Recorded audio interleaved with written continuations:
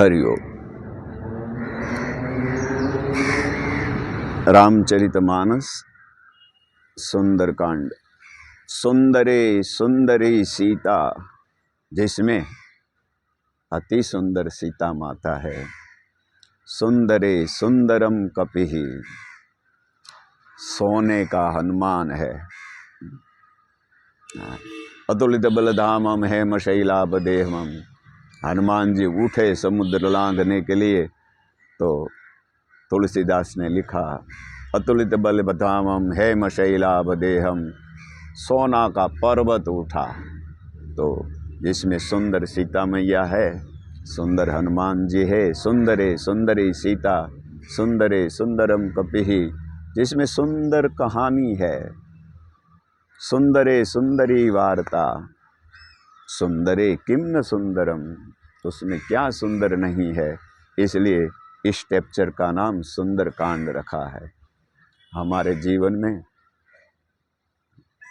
दूसरों हमको बहुत सम्मान देने लगे या निर्दोष कहने लगे, लेकिन हम निष्पाप है कि हमारे हृदय में अब भी पाप जीवंत है।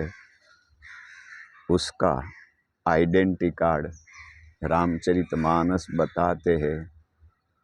सुंदरकांड में कहा, जब तक हमारे दिल में पाप है तब तक भगवान का भजन हमको पसंद नहीं होता। विभीषण जब राम के शरण में आते हैं, तब अलग अलग तर्क वानर सेना देती है। उसी समय भगवान राम ने कहा, पापवंत कर सहज स्वभाव, भजन मोर तेहि भाव न काहू। जिसके दिल में पाप है, उनका सहज स्वभाव है, उनका नेचर है, उनको भगवान का भजन पसंद नहीं आता। एक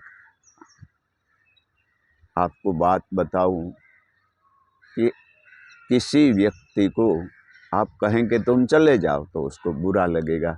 लेकिन वो चले जाए ऐसा आप इच्छा रखते हैं, तो बोल देना, चलो हम सुंदरकांड का पाठ कर ले, चलो आज एकादशी है तो गीता का पाठ कर ले। तो तुरंत सामने वाली व्यक्ति कहेंगे मुझे ज़रा जल्दी है तो मैं जाता हूँ। उसको कोई जल्दी नहीं है, लेकिन भगवान का भजन उसको पसंद नहीं है।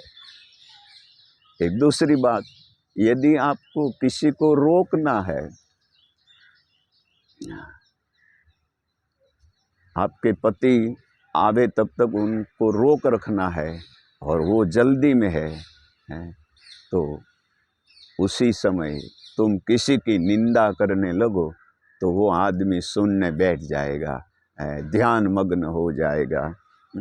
ये सहज स्वभाव है, उनसे ऊपर उठना पड़ता है। तो पापवंत कर सहज स्वभाव, भजन मोर तेहि भाव न काऊं। तो विभीषण शरणे आया, वही उसका प्रमाण है कि वो निष्पाप है। सब ने कहा कि उसको बांध दो, ख़त्म कर दो,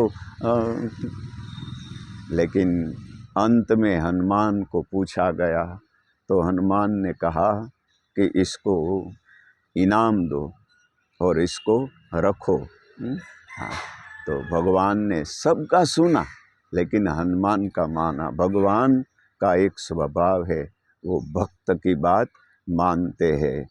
तो विभीषण को रखा भी और उनको सोने की लंका भी दे दी। विग्रह विद्यते तस्य संग्रहः, एतावत्तु पुरस्कृत्य विद्यते तस्य संग्रहः।